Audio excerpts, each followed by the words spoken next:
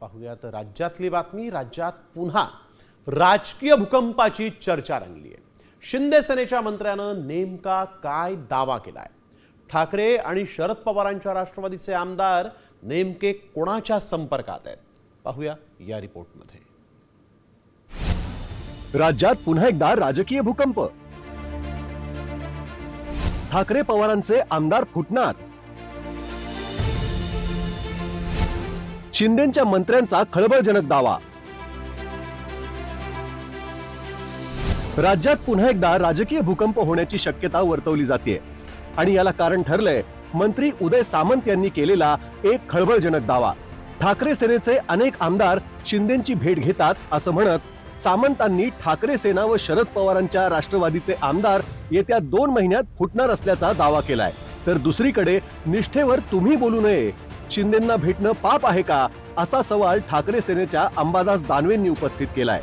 की जे आमच्यावर आरोप प्रत्यारोप करतात ते अनेक वेळा शिंदे साहेबांना भेटलेले होते आणि आजही जे अजितदादांवर आरोप करतायत त्यातले काही आमदार त्यांच्या पक्षाचे अजितदादांच्या संपर्कामध्ये आहेत आणि युबीटीचे आमदार हे नक्की आमच्या संपर्कामध्ये आहेत आणि हे 2 महिन्यानंतर पुराव्यानिशी सिद्ध होईल। उदय सामंत काय मला निष्ठा सांगणार? मी 1996 पासून आजपर्यंत शिवसेनेतच आहे, बाळासाहेब ठाकरेंच्या आणि उद्धवजी ठाकरे साहेबांची।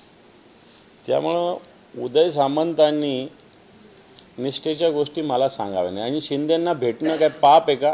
दुसरीकडे मुंबई महापालिकेनंतर शिंदे सेनेला आणि अजित पवारांच्या राष्ट्रवादीला भाजप एकटं पाडेल असं म्हणत रोहित पवारांनी सामंतांवर चांगलाच हल्लाबोल केलाय। अजितदादांना एकटं पाडलं जात असावं, उद्या जाऊन एकनाथ शिंदे साहेबांना एकटं पाडलं जाईल। मुंबई महानगरपालिकेचं इलेक्शन झाल्यानंतर आकडेवारी ही बघितली जाईल। त्याच्यामध्ये समजा एकनाथ शिंदे साहेबांची आकडेवारी योग्य नसेल आणि एक हाती सत्ता जर भाजपची आली तर दुसऱ्या दिवशी एकनाथ शिंदे साहेबांच्या पक्षाला वाऱ्यावर सोडलं जाईल।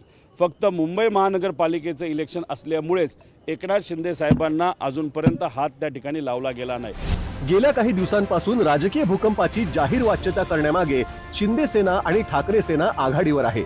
शिरसाटांनी ठाकरे सेनेचे 12 आमदार संपर्कात असल्याचा दावा केला होता, तर आदित्य ठाकरेंनी शिंदे सेनेचे 22 आमदार भाजपचं भांड फोडणार असल्याचं सांगितलं होतं। त्यामुळे राज्यात खरंच पुन्हा एकदा राजकीय भूकंप होणार का? या भूकंपामागची धग नेमकी कोणाला बसणार हे पाहणं महत्त्वाचं ठरणार आहे। वैदेही काणेरकर सह सूरज मसूरकर, साम टीव्ही न्यूज, नागपूर।